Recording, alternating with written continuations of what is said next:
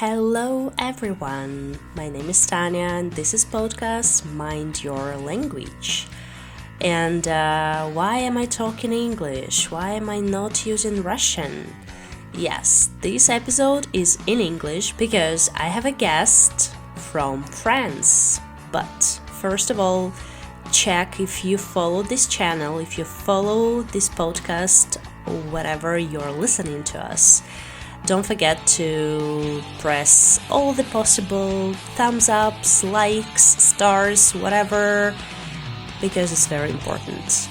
And if you want to support this podcast, please follow the Boosty link and make us happier. And of course, it's gonna help to develop this podcast and create more cool episodes. Okay. Today's guest is Matthieu. He's from France and he's been living in Russia for a while. And he is a stand-up comedian. So we discussed languages, cultures, food, differences between countries, experiences, stand-up. And if you watch till the end, you will know where to practice your stand-up. If you want to become a stand-up comedian one day, Matthieu can help. I'm sure you're gonna enjoy this episode. Let's get started. Bonjour, Tatiana. Welcome. Oh, hello. We can speak English, right? I guess we don't have much choice because my Russian is still terrible. My French is the same, so. So you see, neutral language. Yes. How comfortable is it? Thanks for coming. Have you ever done it before? I don't know in which format exactly you want to conduce the podcast. I did some interview. Yeah. Okay. But each time it's kind of very different. Depends of which the point of it. Yeah. Just I want to keep it really chill, just talking, chatting. Yeah. Cool. And yeah. So can you maybe start with introducing yourself for people who don't know you? My name is Matthieu Leduque. I'm French. I'm from a small city called Limoges in the region of Bordeaux, which is southwest of France. It's known mostly for wine. And I moved a lot in France first, because I did international master degree in Bordeaux. Then I started to work as a HR consulting specialist in Toulouse. Then in Paris, I started to be business manager in a company who was helping engineering in oil and gas industry. And I ended up working as a nanny in Russia 8 years ago. What? Yeah, such a twist. I didn't expect this. Yeah, it's kind of I took a short track here, but technically that's how it ended. I started to visit Russia 10 years ago because I had friends here. They was living in Paris, but they was coming back to Moscow, so I did visit Moscow with them. Then I started to get hooked because I didn't really understand what I was seeing in Russia. I was lucky enough during my study to have summer exchange in different countries. I started to learn English. I was even learning and speaking Spanish somehow at some point. But Russia was a very different experience. So I kept coming back again and again as a tourist until everybody realized it was way too much to keep it casual. Matthieu, why you visit Russia 5 times? You cannot pretend you don't like it. And they even offered me a job. They introduced me. And 8 years ago, actually, the trend of having expats in French company in Moscow was not a trend anymore because the crisis didn't help. The ruble euro exchange, blah blah, made it very hard. I did some business research because I was thinking, why not? At this moment, I was starting to learn Russian because, as I told you, my last job was in a engineering company, and I was managing some project, but my project was in France. But our company was specialized in oil and gas project. So I was like, it's strange. We have only one project in Russia. So I wanted to develop this, and I realized for business it was a no-go. But in the other way, one детский сад, one kindergarten offered me a job as a teacher for very young children, like 3, 4, 5 years old. Wow. And I was 26, and I realized if I don't try, I will probably regret all my life.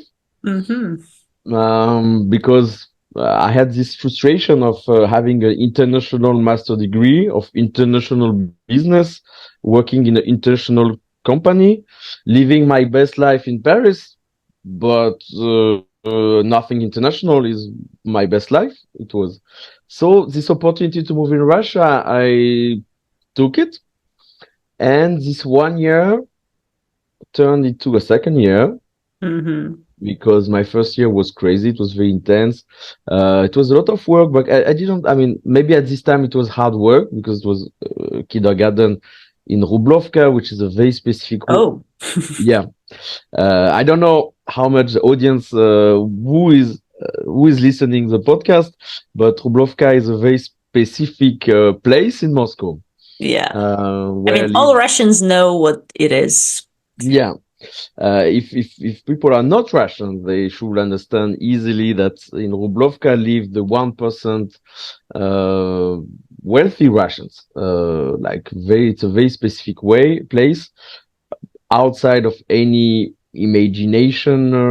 I mean, Russia was outside of my comfort zone, but Rublovka is another way different from being outside of your comfort zone. It's a bubble in a bubble.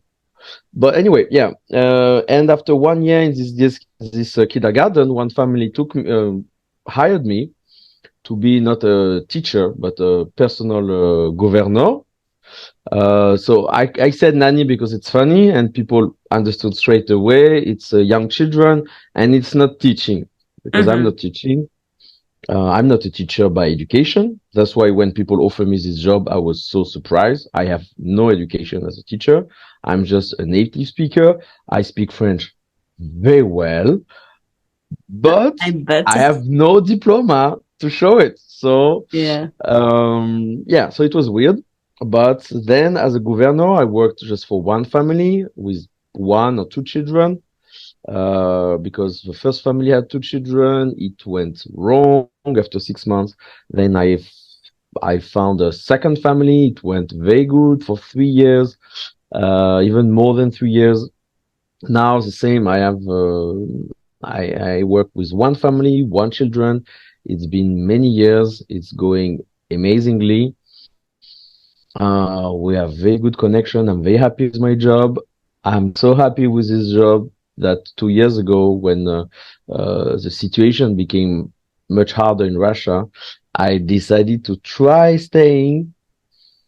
First, because I didn't react fast enough, and everybody bought tickets before me. It was no more way to come back home, like in the first plane. So I will be honest. First, the idea crossed my mind, but I was not fast enough to even have the choice to use this idea. So my plan was to wait and see how situation go. As many people, I thought it will be just very short. And the very short became very long. But if it's one thing I realize in Russia is people adapt all the time.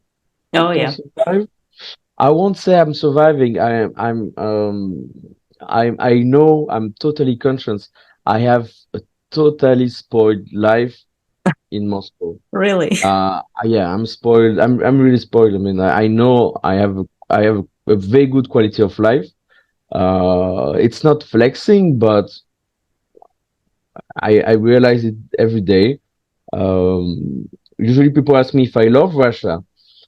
I'm pretty conscious. I mean, I'm pretty careful about my answer. I say I love my life in Russia. Mostly because I'm traveling a lot still, even with the new situation. I'm still traveling very regularly in very nice destination, sometime for my work, very often for my work, sometime for me. So even despite everything who happened, I still like it here. And the second reason why I decided to stay is because 2 years ago, I started to perform stand up in a more intensive way. Like before, it was once per week, once per month in English, because it was an international stand up scene in English in Russia, in Moscow. And most of the expat left, most of the comedian left.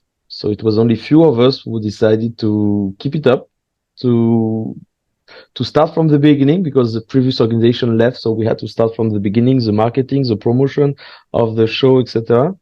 So I became kind of a stand-up producer of English stand-up. I I was frustrated to perform in English, which is still not my native language. So I decided to try French stand-up. And since 2 years, I'm producing one French show every month in Moscow. We even start to tour in Russia. Last week I was in Ekaterinburg. Yay! We did one show in Kazan. In December, yeah, we did two shows in St. Petersburg. Now we mix the French show. When we tour in a city, we do a French show, an English show, a Spanish show. And when I'm talking about shows in Moscow, we can make small open mics with small room or big room, like 150 person. And when we are touring in Ekaterinburg or Kazan or Peter, the same. It's like room of 100 people. So it's like, I mean, for me at my level, it's a serious show, and it make my life super intense, juggling between my job and stand up and sport and everything else, and traveling. So um, Yeah, that's great. in a very short way, 20-minute presentation. This is me. Amazing. That's amazing. You answered almost all questions I was gonna. Okay. Thank you very much. Have a nice day. We'll chat next time. See you. Yeah. I'm So sorry if I actually, spoiled all the oh, questions. that's I'm okay. very That's sorry. okay. It's just a casual conversation. It can go anywhere. We don't know. So actually, yeah, speaking of stand up and performing in different languages, so you do three languages at the moment. Yeah, and actually, in Ekaterinburg, we spent some time with our friend who perform in Spanish. Some of us perform in 2 or 3 languages. We have one performer who do 4 languages. Natalia Koshmarek, my Natalia. She's one of the person who made it possible because Natasha performed in English, in French, in Russian, and in Spanish. It's impressive. So when I take Natasha with me on tour, I know we can face any kind of languages where we can perform and everything. And actually, as I told you maybe 20 minutes ago, I did speak Spanish somehow when I was living in Barcelona for my studies. So this last weekend in Ekaterinburg, listening the guys speaking Spanish, I started to talk to them in Spanish, but I was mixing Spanish and Russian. I have no idea why. I'm not a linguist. I mean, it's a big subject. People think, oh, you perform in 3 languages. You're a linguist. I'm not a linguist. I'm a slow learner about languages. It took me 10 years to learn English, but I forgot how hard it was. Mm-hmm. So when opportunity to move in Russia appeared, I was like, oh, I'm good in English. I will be good in Russian very fast. I forgot it took me 10 years to learn English. Now my level in Russian, some people find it impressive or like, whoa, it's because I live here since 8 years. And when I'm living here, I'm not spending much time with with other expats except for stand up. But in my daily life, I mostly have contacts with people speaking Russian, except at work where I speak French. But I mean, I'm immersed in Russia since 8 years. So of course I do speak Russian, not very well, but yeah. So and when I heard Spanish, I started to we started to talk together, and I was like, maybe I can translate just 5 minutes. I can just translate 5 minutes in Spanish, and like this, I don't really like when comedians do it to me, when they don't speak French, but they really want to impress and to show off as a yeah I'm performing many languages, and they come to a French open mic and they know the language not good, they're just reading a translation. It's not very comfortable for them, it's not comfortable for the audience, it's not comfortable for me, because when I produce a show, I try to promise, it's a promise. I mean, I promise the audience they will have fun. If one evening you have 10 comedians and one of them don't speak French and just pretend reading the paper, it's funny. If two do this, it starts to be less fun. If three comedians don't speak good French, the audience drop attention immediately. It starts to be boring. You have big frustration. And this is for free open mic when you don't pay for the ticket. But if you pay for stand-up show, everybody have a different budget. Everybody have different feeling about how much you are supposed to pay to see a stand-up show. But at the moment you pay, if the guy in front of you don't speak the language who was promised on the affiche, I'm not very comfortable with it. It sucks. That's why, yeah. So that's my limit. That's why I didn't start now, and because I have many things to do every day. But I'm on the edge to try just to show off, not to show off, but I know my text very well. I know I have a very strong 15 minutes of jokes that I repeat. I know it would be your next question. I repeat in every language the same jokes. Really? When I have a joke, I repeat it in English, in French, in Russian. Doesn't matter in which language I have the idea of the joke. I will make it. I will triple it. For one certain amount of effort, having a new idea, I can immediately use it in three languages. I have no example of a joke who doesn't work in the three languages, as long as the audience is Russian people or people living in Russia. My set doesn't matter which language. When I perform in other countries, because when I travel, sometimes I do open mic in other countries. If it's something really about Russia, Russian food, blah, blah, blah, doesn't matter where you're from or which language you speak, which is important is you get the reference. When I'm talking about Russian food, if you're not Russian or if you're not living in Russia, you don't know. One of my best show ever was in Barcelona this summer, but in front of a Russian audience.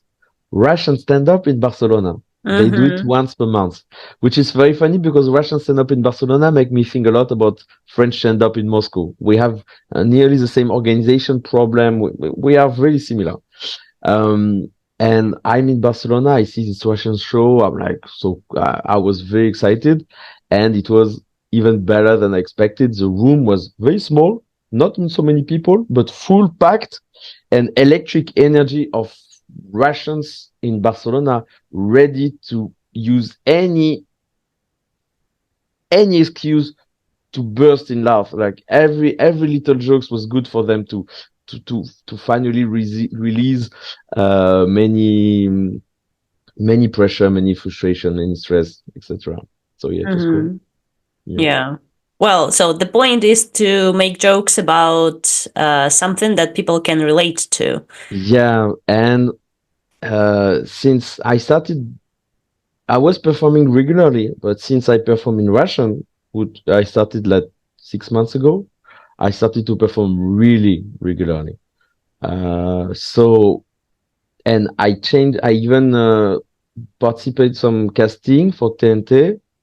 And I went very far in the process. So, which was, I felt totally not at my place because I saw many very good experimented comedians just being eliminated and not me. Maybe it was positive discrimination because I was exotic. I don't know. But thanks to this, I had some. The process is like you meet author, room, redactor. Mm. They see you in the morning. You spend 1 hour shooting jokes. They shoot million of jokes because they are professional. They are machine gunning jokes at you. You have to note everything. You start to create a new set with the new jokes you have. You put them in you. In the evening, they give you 10 minutes on stage. Doesn't matter where. You have to go somewhere in Moscow. You go there. You do 10 minutes. You do 10 minutes. You film. The next day you go there. They watch. At the moment you arrive in the morning at the meeting, they already watched the video and they machine gun you jokes. And you do this every day. Wow. Writing, performing, writing, performing, writing, performing. And of course, at this rhythm, you can really step up. I mean, for me, it was very good. The problem I had was it was in Russian, and between the moment you give me a joke and the moment I make it funny in Russian, it's very long. I need to Mm-hmm. repeat this joke many times. I need first to understand the joke. Sometimes Yeah. they tell me to say some joke. I didn't have the reference. For example, it was Three Mousquetaires. Three Mousquetaires. Yeah, Les yeah, Trois got it. Mousquetaires. Okay. Mm-hmm. And uh, and and they're like, oh man, if you say it on stage, it will be it. They was laughing. They was killing themselves with this joke. And I was in a room like, yeah, I need to try it. I don't get it because I saw the film, the Russian version of Three Mousquetaires, but Mm. it didn't leave me a very strong souvenir. I don't know. And I tried the joke in the evening, and I don't even know what I'm saying. I don't know. Okay, maybe it's my mistake. It's not being a good comedian, but I tried to pronounce the name of the producer. Mm-hmm. I mean, who Have did no this, clue. I tried to pronounce who did this film, and of course I messed up. I mean, I'm very bad in names, in pronunciation, so of course I messed up, and the audience didn't get the joke, and Mm. I'm losing my rhythm because I'm trying a joke which is not mine. And yeah, other comedians in your native language, easier. Not in Russian. Between the moment you give me the joke and the moment I can make it funny, I need to try it, and people will not understand, and I will go to a very primitive version of a sentence. Mm-hmm. Actually, it make my sentence and my jokes very primitive because it's mostly me, subject, verb, conclusion, mimic, what the fuck, and okay, it's People not love like you. this, but yeah, really, like I need to go to the efficiency because if I make a long sentence, I have at each word I take the risk to lose people who will figure, oh, he said this word with this handing. It's not like this. And they will think about my mistake and they will not get the punchline. So when I started to perform Russian, I started to compress everything. It make, I think, with my little perspective, if some stand-up specialists listen to me, they will find it ridiculous. I think they already stopped listening. Um, but thanks to this, I arrived to a version of my jokes very efficient, like bam, bam, bam, with the minimum of thing. And then I used it in French and in English. So I did use my experience of Russian stand-up even in my own language. Uh, because of course in your own language you're comfortable. So you think you will make long sentence, explain a lot of details. It's a big mistake in stand-up. Usually you can make some speech, but if you are doing open mic, if you have 5 minutes, Mm-hmm. if you have not if you don't have a punchline every 30 seconds, you take the big risk that the rhythm will drop, and the next joke have to be super good to take everybody back in the train. So yeah, Russian stand-up helped me for this, Mm-hmm. to shoot punchline very fast without decoration, without just going effective. Yeah. Mm-hmm. Okay. It's like the positive impact. Unfortunately, in stand-up, you have a lot of, I don't know how to explain it, but this fake it until you make it, you know? Mm. So Yeah. if you say to everybody like, oh, he's a good comedian in French, they will you already get attention and people are more ready to listen to you. And if they think you're funny, you have a lot of chance to be funny, or they will get the funny part of what you're saying. They already they are almost convinced. You just need to give them a little excuse, and it's very unfair. I mean, in a good way for me. But yeah, sometimes, or even, tonight I will do a small open mic in Moscow in Russian, and I know they will probably put me at at the end of the lineup. Mm. So the headliner, like the special guest, I don't say I don't deserve it, but sometimes I really don't deserve it. Sometimes there's some very good comedian Russian who come to try new jokes. So they go easy, they come low profile, they do the joke and they go. Uh, and some organizator, they like to put me headlining at the end. And it's like, oh, the last comedian, he's our special guest for France. And people think I came from Paris in a Mm. plane just for tonight in a room of 20 people who For came 5 minutes, right? for 5 minutes in a room of 20 people uh, with the free tickets. The way it's presented, you can think I came just for this. So it creates, oh, Mm-hmm. and when the whoa is created, you just have to surf on it. Yeah, yeah. Yeah, you have a wave already. You have an energy. You just have to surf on it. So it make it easier. Yeah, Mm-hmm. And honestly. then you can invite those people for your regular stand-up shows, right? Um, yeah, but usually they don't speak. Okay. And also I have I'm now facing a very difficult a difficult moment. I have my set ready. Anytime you tell me you have an audience, they don't know you, go. I know I have solid material. I'm confident. I'm throwing my jokes. I know it will work. Even if it doesn't work well, it still work okay. I mean, it's tested material. It's solid. The problem I have is I based on it, and now it's very hard for me to go on a new text from Mm. scratch. So I add jokes to the first one. I put some more things inside. I make it bigger. I grow it from one more punchline, 10 more seconds, 1 more minute, but it's still the same set. And unfortunately, my friends, all the polyglots in Moscow who saw me already, when they see me again, it's very high chance they already had the joke. Mm. And this is what I'm facing now. I try regularly to do writing session with some friends who help me to find new jokes. But honestly, I'm at this moment when it's hard to move on to start a new thing because I had this. We did a show in English uh, this weekend, and I want to make new jokes. I start my new jokes, and then I ask and I realize it's new audience, so they don't know my old jokes. So I'm weak, and I say, okay, if I say this right now, it would work. So I said a very old joke will work all the time, and I get the energy I'm used to have. That I don't have this energy on the new joke because I knew they're not so ready.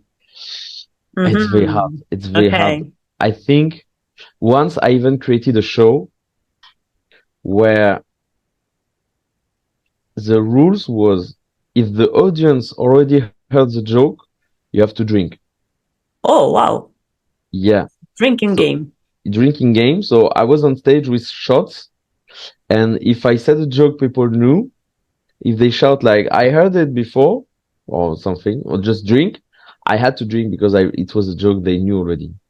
And you Okay. know what? Sometime I was like I was talking, trying to improvise, and somehow I see a connection between what I'm saying and the joke I have. And I take a shot and I say, and I know already they know the joke. So I'm improvising, and I see an opportunity to say a very good joke, and I prefer to take the shot and to say the joke than yeah. Do you It's remember not. the end of that day? Wait, before everything, drinking is bad, blah blah blah. I don't support No, this. Don't I'm do not it at gonna. home. I remember the end of the day. Yeah, yeah. Okay, Mostly, I guess. perfect. So, and jokes about Russia or like Russian culture, whatever, what do you usually take inspiration from? So, I've heard these jokes about food. Yeah. What else? Um. First, it's hard for me to make jokes about Russia. If you noticed, I try at maximum to constantly remind people that I love my life here, and the joke I do them with, if it's, and the problem, especially from France, which is used to be seen, and for good reason, as very pretentious, very, how do I don't call it in English, like very Vain, maybe. vain. So France making jokes about Russia, it can be very fast, like ha ha ha. Yeah, It can, yeah. can be It's considered offensive. yeah, no, yeah, and it's exactly not the vibe. You don't need this vibe. It's the kind of vibe who can create some love, but deep inside, people will be, oh, you're just making jokes about us, like Mhm. um. So so it's not supposed to be like this. So for this, food is very good because people are not really offended about food. But the thing is to find an angle of what is very a pleasure to do. It's a big pleasure. Is to find observation on something which is a daily thing for people and they didn't notice. Yeah. And this I can do it from because I have a different perspective and people won't be offended by this and they will be amazed. Not amazed. Okay. Maybe not amazed, but they will be surprised. Like, oh, I didn't thought about this. Like the French guy, just like, um, and this is an angle I really like. Uh, that's why my jokes about Russian food start to be way too long. I start to have way too much jokes about Russian food.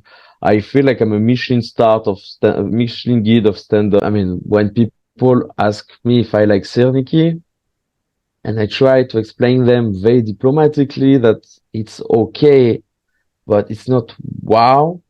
For Hmm. me, if I have the choice between Serenity and something else, I would probably choose something else. I had this conversation million times since 8 years. First, I contracted it and I pretended on stage. So I had a fight with my ex-girlfriend, but it's just a statement. It's not true. I had a fight with 20 of my ex-girlfriend. Like I had this conversation many times that, okay, Serenity, you like it.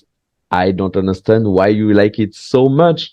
And yeah, for example, this you can dig in it. I do stand up since not so long time. I don't have big time. I cannot really dig into things very deeply. I'm here to make jokes, punchline. I have to create love very fast. But it's very interesting to understand why people love some food. I'm not talking about Sianiki. I'm talking about why French love croissant. Sometimes it's not, you don't like, you think you like it because it's good, but it's good just because it's nostalgic, because it's your culture, because it reminds you the breakfast you had when you, it's, and it creates a lot of positive circle. The conclusion of it, to make it the very short superficial jokes, is Sirniki is made of tvorog. Tvorog for me it's funny because we don't have tvorog in France, and just the Hmm. idea of this thing I find it funny. But and tvorog is made from milk, and tseniki is good with smetana. Smetana is the same. We don't have it in France. We have some kind of cream, but not so many kind of cream like you have. Um, Smetana is made of milk, so serniki with smetana, it's milk with milk. It's milk processed twice with milk processed once. It's like if someone have omelets with scrambled eggs on it or something. Yeah. Yeah. So yeah, this is my own conclusion, but you need many years and many try to make it in a very short thing. Now I tried this new thing about how Russians see Paris, the Mm. concept of danger in Paris. The concept of danger in Paris make me actually it make me upset. It's a very it's a subject on stage when I first the first few time I had this subject on stage, I was tense, and it made it even more funny. I Mm. remember actually for Seneca as well. I was tense because, and I think most of the time I have something I keep repeating every day, and after repeating it every day to every person, I start to find a point. I made a point about this, like you, and I'm like, why you don't understand? Why I don't understand? And then at some point, I find a twist, like I don't understand because I don't get how Russian people can say Paris is dangerous. You live in Russia. Mm-hmm. I don't need to Yeah. develop this idea more. You get it. You get the point. If you think about this deeply, it's more it's a very deep subject. The good thing Mm-hmm. is I can say these jokes and it stay neutral. I don't criticize anything. It's statement. I'm not taking any risk in this joke. Saying like people I've I really repression works very well, and people are afraid of police.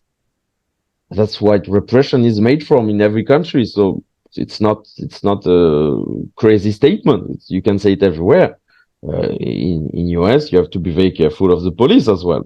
I'm just eating, and I have a stupid idea come in my mind, and I write it immediately, and it became one of my best jokes.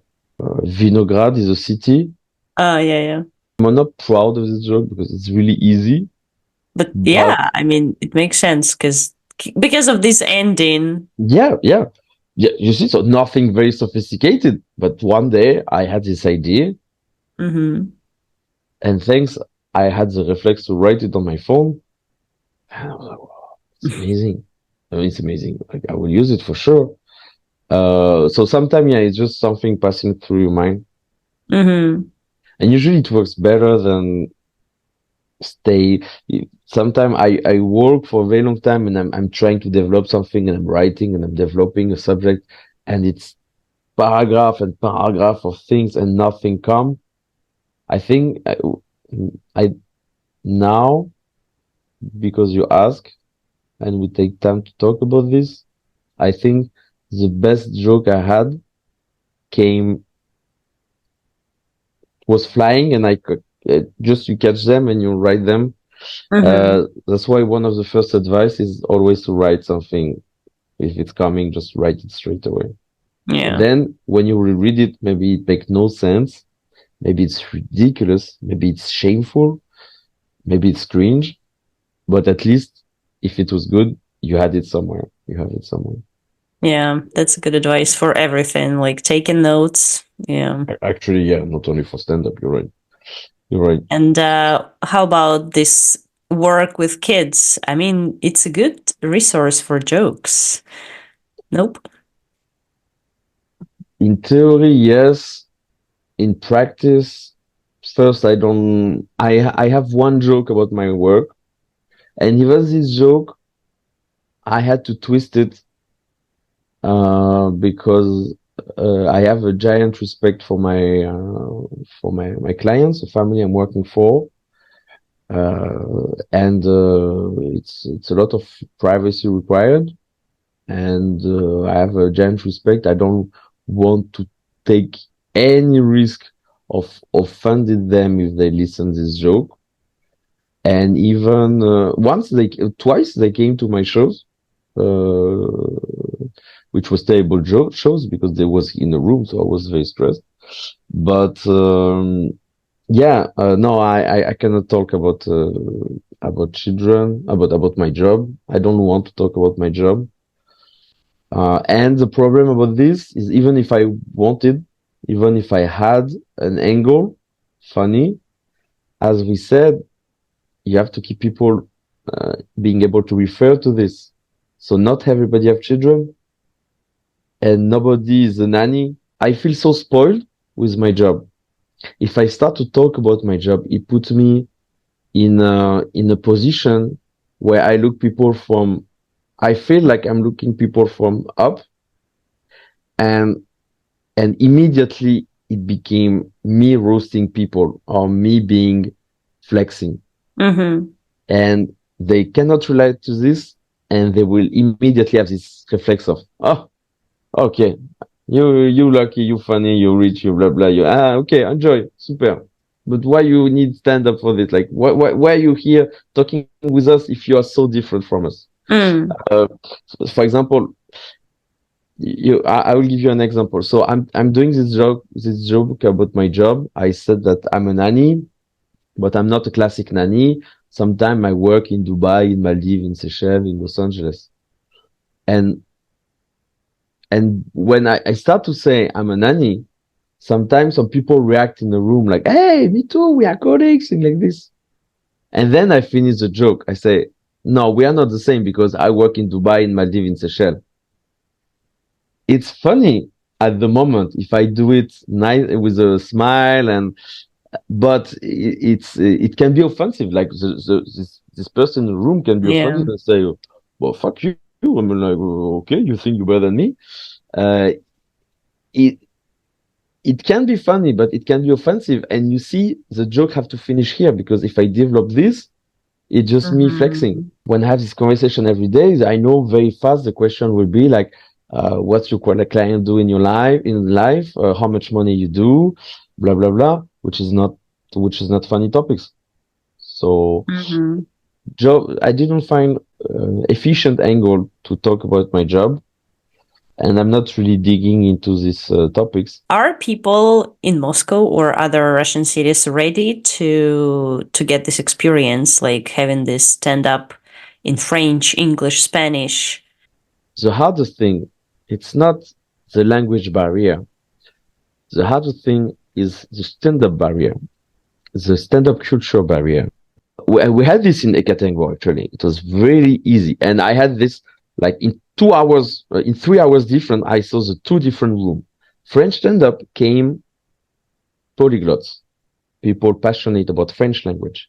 But when I asked them, do you know what is stand-up? Have you been to a stand-up show? Many people didn't react. It was her first stand-up experience. So you have to explain them that it's interactive show. We don't need them to talk and to finish the jokes, but we need to give them to give feedback of, do they like the joke? Is it funny? Does it deserve a laugh? Does it deserve a clap? And they don't know stand up. So you need to explain them. Maybe they don't see a lot on TV. Maybe they don't even know what's supposed to be. Maybe they expect 1 hour and a half monologue or TEDx talk. You have no idea. And then when we performed in English, I saw the room was more people who know stand up and English. So they come. And the English room for me was more ready, stand up wise ready. And stand up in Russia is very young. The two hard thing is stand up in Russia is kind of new. I mean, new. If you compare to US or Great Britain, you can even see it at the audience age. The audience age in US or Great Britain is much more diverse.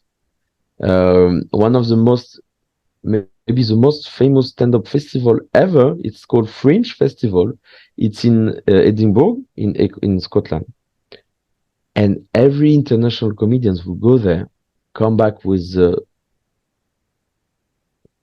it was old people in the room. They come to the first shows, they check the room, and they see many people 50, 60 years old.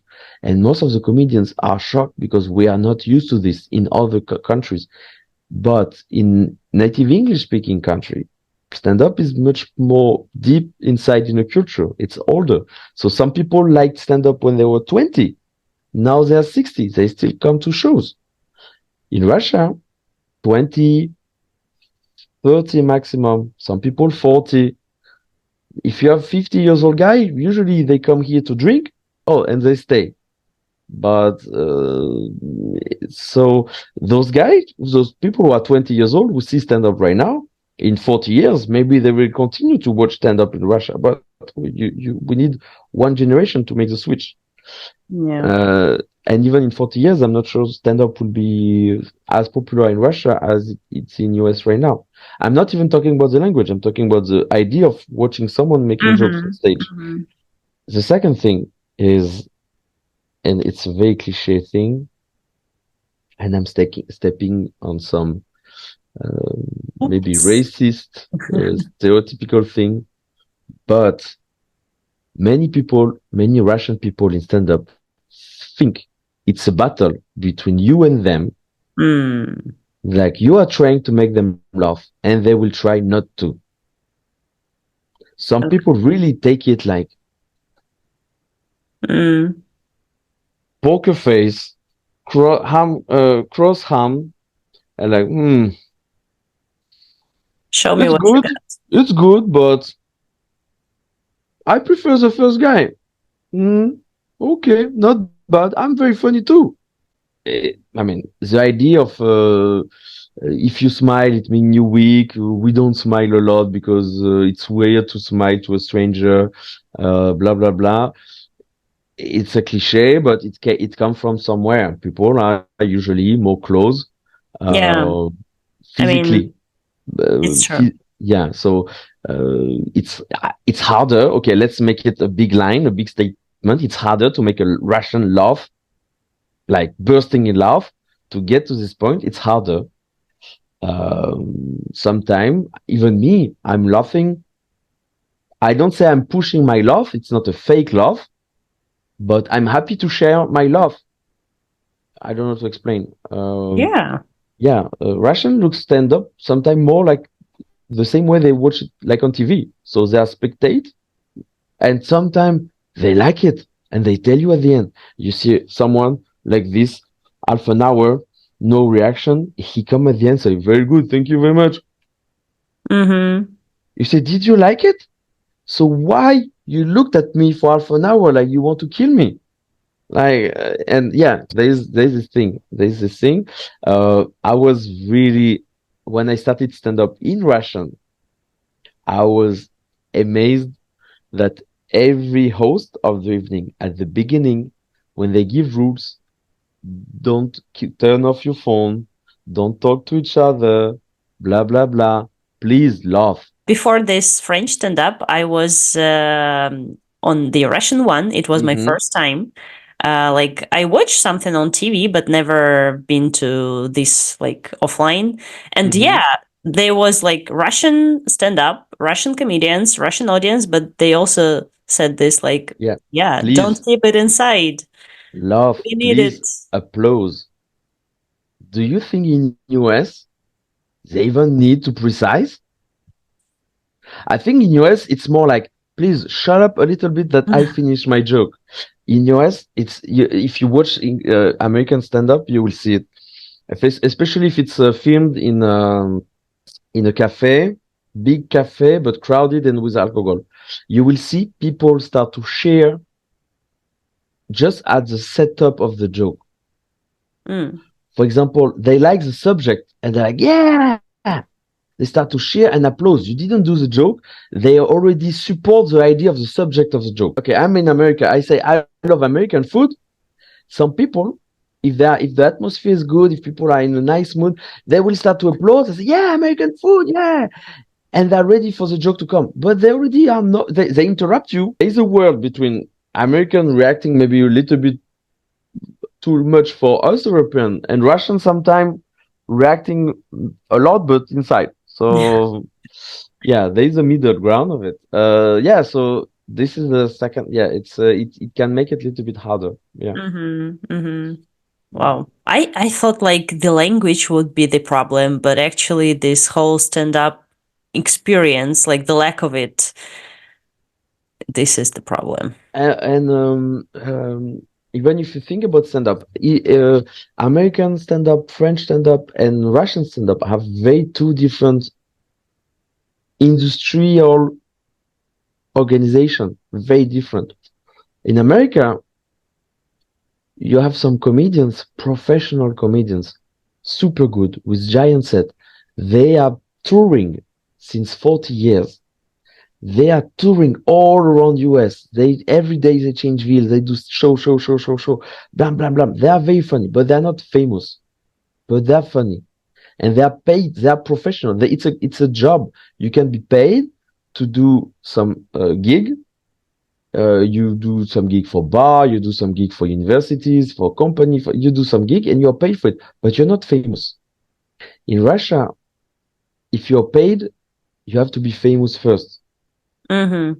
In US, from the funny, you find the famous. Some famous will came out from the funny. In Russia, from the famous, you take the funny. Mm.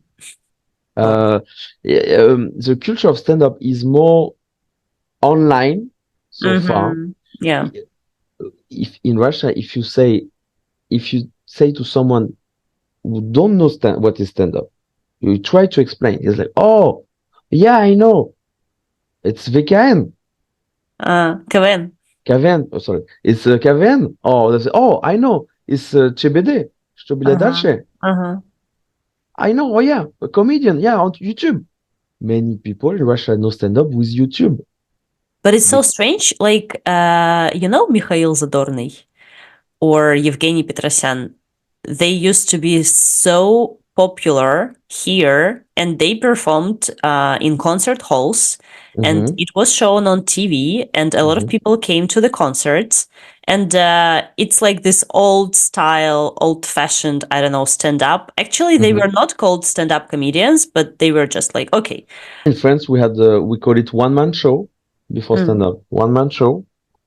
It was a different name, but it existed before we called it stand-up.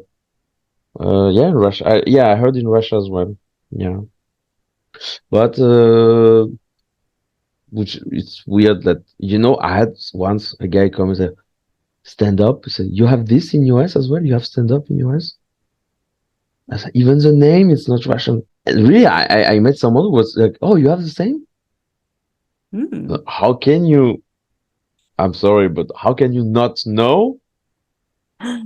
Stand-up, every country had his comedy style and people making monologue on stage.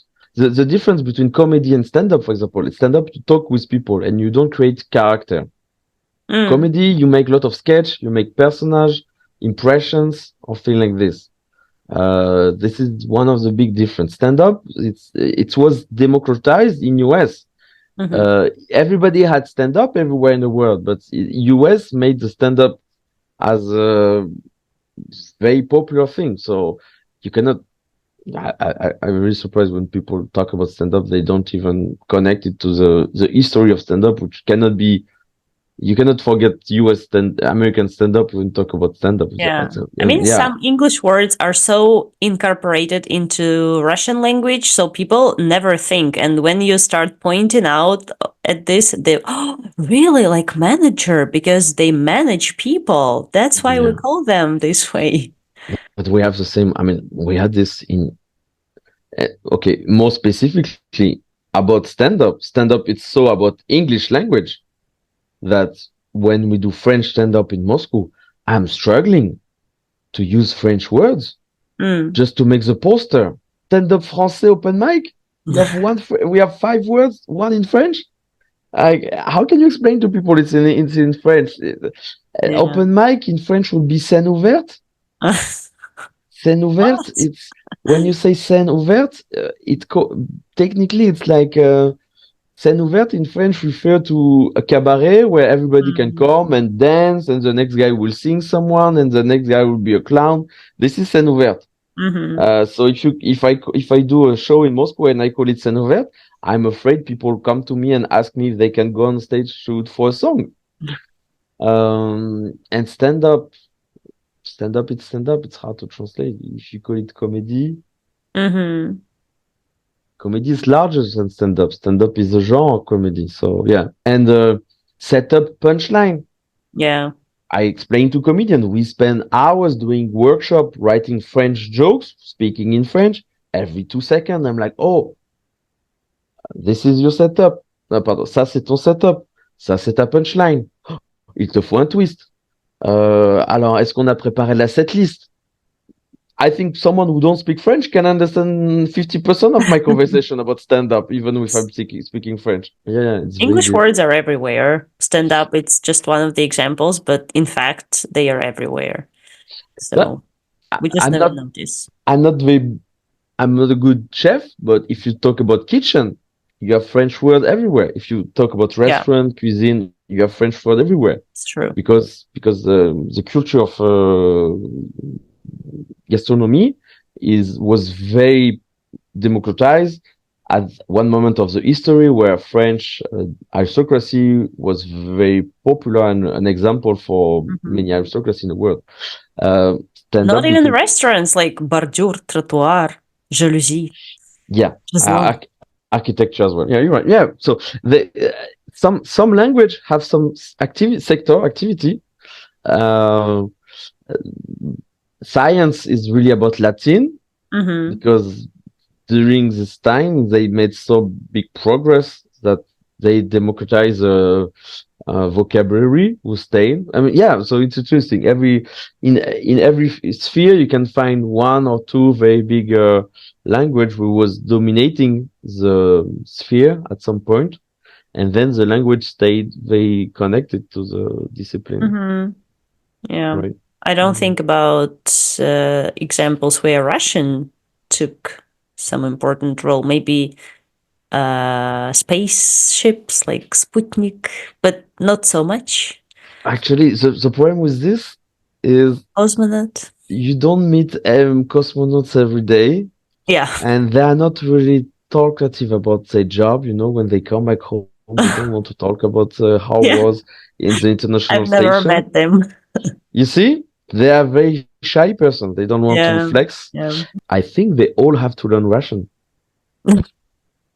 Definitely. For them. That's why you see, this is a good show. Okay, we'll cut it just in case you will use it in some shows. No chance. I'm still talking about my Cerniki, I cannot make joke about Cerniki and then a twist to cosmonaut. Hey, how about cosmonaut? It'd be very dangerous if you have some particle of Dvorok going everywhere in the capsule. Yeah, how do people in space eat Cerniki? Like how they suffer without them? Or it's just like the Cerniki in tubes? I think that's why there's two reasons why it's not so many French cosmonauts. First, you have to learn Russian. Then you have to eat food in tubes. Yeah. How can you put croissant in a tube? For example, last week someone sent me a video of, in Korea, in Seoul, like a biscuit in form of croissant, but flat. Like, and someone said, like, you see what they're doing with your croissant? Like, I was supposed to be offended by a biscuit in Korea. In Turkey, I had croissant hot dog with ketchup on it. So I sent it to my French friends. Well, I'm not even. I'm cold heart. I saw so much. Maybe once, the first time I saw a croissant with some salmon in it and salad. Maybe the first time I was shocked. And then I started to pass in front of the Starbucks every day in Paris, and it started to be normal. Yeah, even sometimes I'm ordering salty croissant. You see, much people can change. We can adapt to everything. Yeah. There's hope. There's hope. By the way, have you tried akroshka? Of course, I tried akroshka. With milk or kvass? You do with milk as well? My grandmother does. But it's good. But it's good. It is. I never tried. But milk, wait. Yeah, actually, you have to add some lemon acid or something like that, so make it sour. And people sometimes use kefir or this Kazakh drink, ayran or something. Okay, you see how much thing you need to add to make it okay? maybe if you have to put so much thing in it, maybe it's because it was not good at the beginning. No. I'm kidding. I'm kidding. This is the recipe, you know. This is the recipe. You become even Italian when you talk about the recipe. Yes, I know. I start to be tired of all these reels. You see Italian overacting the way that they are scandalized, like you broke the spaghetti. We get it. Yeah. We get it. It's not funny anymore. One grandfather who make a drama for it. It's funny. This video every day, it's tired. We get it. You're bad actors. Even if you're Agree. good actors, welcome in 2024. People are breaking spaghetti. If you're an old Italian guy and breaking spaghetti is your biggest problem in your life, good for you. You have a good life. Yeah, true. Yeah. But actually, I say this and I become super rude each time I see someone in restaurant putting wine on ice cubes. Okay. Not super rude. I'm not attacking people at table around me, but if it's someone from my company, I will have to say something. Why? Because Sorry, yeah, you have to explain it. let me be Italian 1 second. Because the ice cube will melt and it's wine with water. And the wine is meant to be good the way it is. Wine have to be, I mean, you have an ideal temperature to drink wine. So like ice cube in wine, you don't like the wine. It's bad wine. If you have to drinking super cold. White wine, you're drinking a little bit colder red wine. But if it's too cold, just drink vodka. No, sorry, it's maybe martini. I don't know. Drink something you like. You just if you put ice into wine, if you need ice for your wine, you just don't like wine. Like you don't have to force yourself to drink wine if you don't like it. Why you want to put ice in it? Yeah. Or but it's not like in Ekaterinburg we did a wine degustation with other comedian. And one of them started to, he was ready to fill up the glass. We still had some wine from another bottle and to fill with a new bottle with a different wine. Okay. And time stopped and I started to scream and jump like, no. And people understood me, but they thought I was overreacting a little bit. Yeah. Okay. So it's But not breaking. you saved that person. I saved that glass. I saved this glass. You saved the wine. So are there any things that you thought Russia would be like, and then you realized that it's not true, or the opposite way? It's hard because it's been 8 years, and I realize with time there's many things I don't process anymore. For example, service at the restaurant. When I came in Russia 8 years ago, or even when I was just visiting, I remember every detail was interesting. I was like, oh, and I was analyzing it, and after years, I started to forget about this because it became routine. But when I had some friends or some family visiting me from France, I like to see the new eyes they had. Like they was experimenting it in live in front of me, and I was watching them trying to understand what's wrong, like why is service, and I knew why they are not comfortable because the waiter is doing this, and in France they never do this, blah blah blah. I know it, and I had time to forget it, and when I see a newcomer, I see him having this moment of why he's taking my glass which is not finished. Why he's taking my plate which is not finished. Little napkin, not dirty, just little napkin I use to clean my here. It's not dirty. I just put it next to me. And why the waiter, when I'm talking, pass his hand in front of my face to take the napkin and take it off without even warning me that he will come to my private space. And I like to see the hand coming and my friend look at me as a distress. I know he's not comfortable. I know why he's not comfortable, but he don't know why he's not comfortable. So now things who surprised me, I don't know. I was super wise. I knew it everything from the beginning. No. So I guess you just came here open-minded, open for every experience. The thing is, I try to find an example, but each time I found a counterexample Mm. because Russia is so big, Moscow is so big, you can find everything. Mm-hmm. So, for example, if I say about conservatism, many times it's subject about feminism, blah, blah, blah. And I want to say, yeah, I knew Russia would be conservative and it did. So it's not surprise. But sometimes you have a date and the girl tell you it's no point you pay. It's no chance you pay because she don't want to feel like you pay for her because she don't want to feel like she owe you something. And you're living it since 8 years in Russia. You're like, wow, I am more Russian than you. And yeah, this is a surprise, but thanks to this example, I cannot say to you like I was surprised how conservative Russia is Mm-hmm.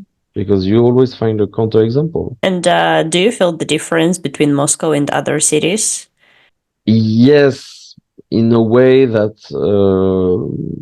Russia is evolving pretty fast. I mean, 2 years ago it was pretty fast. I think now it's slower.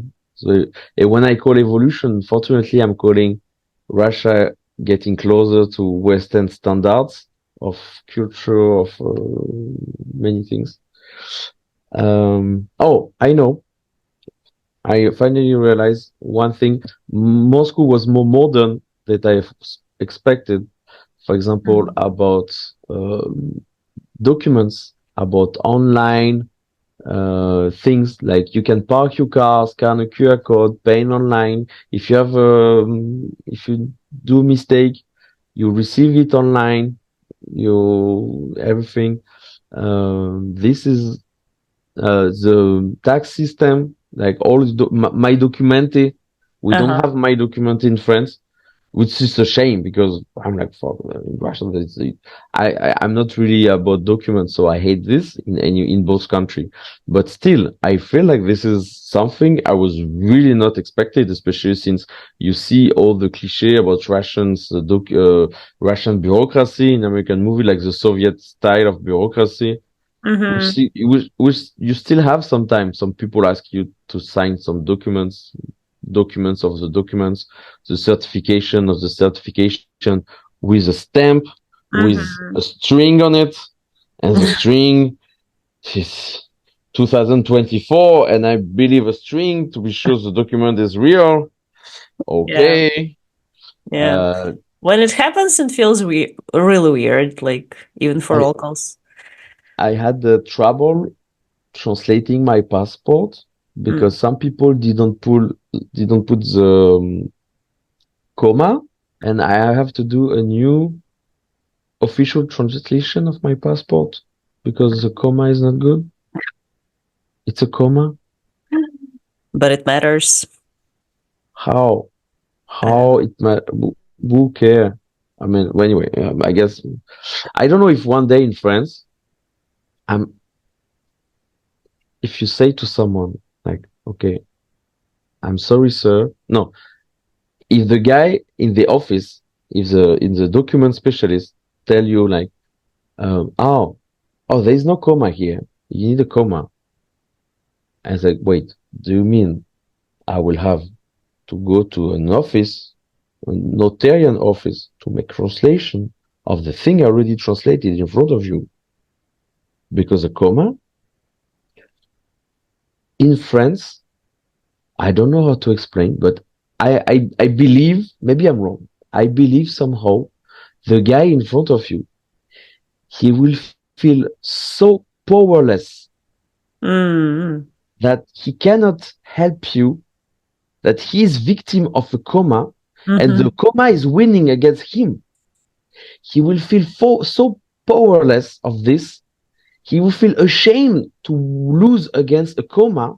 Mm-hmm. French prideness will make him break the rule and add the comma by himself. And to say it's so ridiculous. If I have a problem because of this, I'm okay to assume in front of an adult, sorry, I just added a comma. It was a mistake in the document. Mm-hmm. There's something I like in friends. Okay. Sometimes we're breaking rules when we find them too ridiculous. Mm-hmm. And we take sometimes the freedom to take this kind of initiative. Okay, maybe it's me idealizing France, but it's more the souvenir that I have of the country. And yeah, we are very proud. It can be toxic, but sometimes it can be good when the guy in front, behind his computer is like, I'm more strong than a comma. I will add the comma by myself. Yeah. YOLO, new life. Jimmy. Great, Yeah. great. No commas, more freedom. Give some details about the shows people can attend in Moscow or Wow. other cities. Reclama. Oh my Of God. course. We can speak one, we can speak 1 more hour if Yeah, SMM, reclam, amazing. I mean, This is my time, show time. Just well, everything I say was just a warm-up thing. Let's start the real talk. The real talk is okay, we are touring with my polyglot friend in all Russia. really. We are always promoting each other's show. So find one channel and you will find the other one. We are on every social media, even the one who are very bad propaganda, Western, very bad Instagram, very bad Facebook, but we are also very modern. We are on Contact. We are, Oh, yeah, actually, Contact works very well in Ekaterinburg, for example. Promotion yeah. on, yeah, promotion Wow. of VK works very Okay.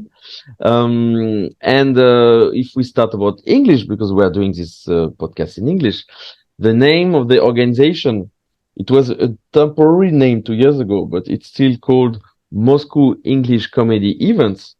On Mm-hmm. Telegram, Moscow English Comedy. On Instagram, Moscow English Comedy Events. On yeah, it's always the same name everywhere. And we have in Moscow, we have at least 2 open mics every day, sometimes 3 open mic Every day. sorry, every week. Every Okay. week. Still, It's good. still a lot. It's still a lot. It's a Yeah. little bit too much, actually. People don't come to every show. But anyway, we have plenty of shows, regular shows. We have also some monthly events. We have stand-up store every month. Stand-up store is big room. It's 140. It's our best material jokes. People usually don't. That's something about stand-up being new in Russia. Sometimes people mix up with the big difference between an open mic and the Mm. show. The show is where you have tested material, you select the comedians, you do the best, blah blah blah. It's all already, it's pretty sure thing. Open mic, it's more like the pleasure of the surprise of what's going on this evening. Yeah, and we started to tour. We go next city is Kazan we've done already. Spanish go to Kazan soon. But we are going to south of Russia. We are going to Krasnodar in Mm-hmm. March. And other places we are supposed to, maybe Rostov. Mm-hmm. I don't know. Anyway, Moscow English comedy events. Even if you're not in Moscow, follow us. Like this, you will know if we are coming to your city. For French, it's called Le Moscow Comédie on every social media. In Spanish, it's called StandUp Español on every social media. And for me, my name is Matthieu Leduque, which is impossible to spell. I Okay. understood it. I have no idea how. We'll leave the links. I will leave the links. I even created a second account because I understood Matthieu Leduc is, when I said it, people were like, okay, cool, but which letters? So I created a second account name in Instagram. It's called Miasapa Francuski, Nice. but it didn't help much so far. So, Mm. and it's no content on it. It's just a way to find my account through this. Matthieu Leduc. I even have a Telegram channel where I post all my shows, all language or city, but just I put the program. And very important for people who are interested with stand up, not only to watch stand up, but also to see the behind the scene, how we write jokes. Maybe people who want to try somehow one day to go on stage, we have workshops on a weekly basis every Sunday. The same in French, it's not so regular. In English, every week we have a workshop where we met a small group of people. Some of them just come to see, some of them come to participate, some of them come because they really want to write new jokes. They have something and they want to make it better. And it's a small group to make sure everybody can practice, have his time. Sometimes it's like 6 comedians, so all of them want a lot of attention because they're comedians, so we need 20 minutes for each of them. Sometimes you have just 1 comedian and 5 people just try to see if they can brainstorm some jokes. The workshop for us, it's a very important thing to progress. That's cool. And it's a cool. Some people are curious about stand-up, not only the show, so we do this. And for French stand-up, we have a good partnership with the Conversation Club, who create events each time before the show and after the show. Like this, people who don't like to come alone to a show, which happened. I mean, it happened to me. You want to go a show and you're just by yourself, and you feel bad just to buy 1 ticket and to go there alone. It happened to It was me. In Moscow, we have a French conversation group. They create an event before. It can be a brunch, it can be a conversation club, it can be they play Mafia, anything, something that people meet before and they come to the show after together. So they don't feel they're buying tickets alone. Yeah. And we do also after party. Because if you remember, after the show, people want to talk together to the comedian, everything. They spend 1 hour and a half learning, listening French. They want to practice. So we do, and we are very happy. It's cool to relax after the show to continue talking. So we have a conversation club in French where it's very good with this. In English, we are looking for one good partner who can help us to organize this kind of event. And through this event, we will promote this club. We cannot promote everything else than stand-up because we are stand-up channel and we not talk about perfume or thing like this. We don't do partnership to promote things. But if we have a partner who organize the event, the partner will of course be quoted, shown every time. So little call if you have an English conversation group or anything, any kind of organization or ID we can match with our Moscow English Comedy Events organization, feel free to text me. I will be happy to try to find how we can collaborate, because strangely, I don't have problem to promote French stand-up, but for English, we have many shows and we have a lot of place for new audience. So we need more audience. Okay. Yeah. I would be happy if it happens through this podcast. Thanks for coming. It was Thank you very much.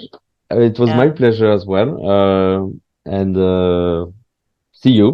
Yeah, see you on the shows anywhere around the world. Or the step 2 of the podcast, like, we realized the French guy talked only about stand-up. Thank you very much, Matthieu, but we was expecting something else. Let's do episode 2.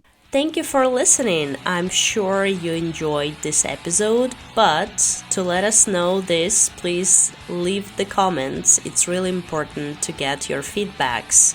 If you like this episode, let us know, because we are not mind readers. It's really, really important to get your feedback, guys. Follow all the social media that we left here in this episode below in this description. You can find everything that you need, everything that Matthieu mentioned, and of course my social media links as well. Don't forget to check other episodes. If you're new to this podcast, I've got some really worthy stuff here, and see you in the next episode.